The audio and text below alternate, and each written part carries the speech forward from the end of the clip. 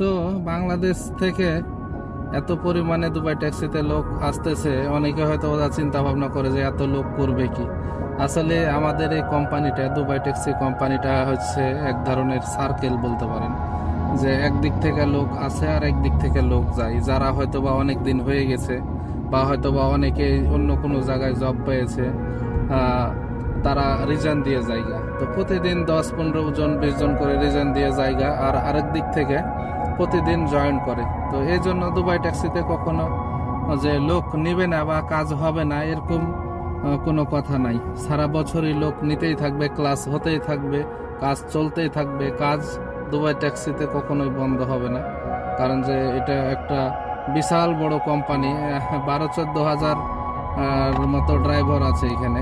তো প্রতিনিয়তই RTA permit ক্লাসগুলা বা ড্রাইভিং ক্লাসগুলো হতেই থাকে।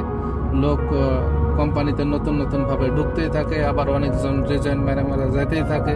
তো এখানে আসলে কোনো সময়তে যে কাজ নাই বা হবে না বা গাড়ি পাবো না এরকম কিছু না। হয়তো বা সময় লাগে, মাঝে মধ্যে হয়তো বা ভিসাগুলা বন্ধ করে দেয় 2-3 মাসের জন্য। আসলে ভিসা তো বন্ধ করে না, মেন কথা যে যখন ক্লাসের সবকিছু পূরণ হয়ে যায় বা পর্যাপ্ত পরিমাণে লোক থাকে তখন ভিসা দেয় না। মেন কথা হচ্ছে এটা।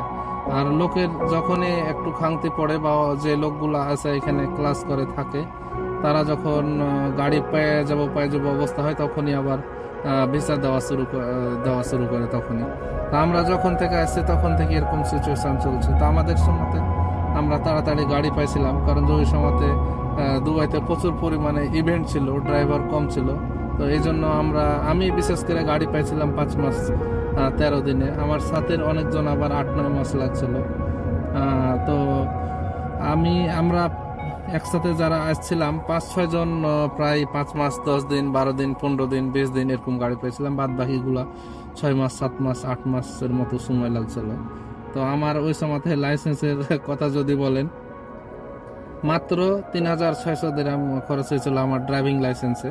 আমার হয়তো বা 3200 দিরহামে হয়ে যেত, কিন্তু আমি একবার ফাইনাল রোড টেস্টে ফেল করছিলাম।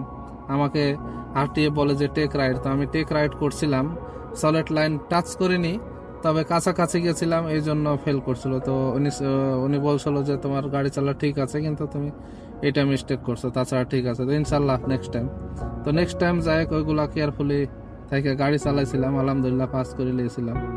তো এখন হয়তো বা ওইভাবে দুবাইতে যেহেতু কোনো ইভেন্ট নাই, নতুন যারা আসছে তারা লাইসেন্স অথবা যে পারমিট কার্ডগুলা বা ক্লাসগুলা অনেক স্লোলি হয়, এজন্য হয়তো বা একটু সময় লেগে যায়।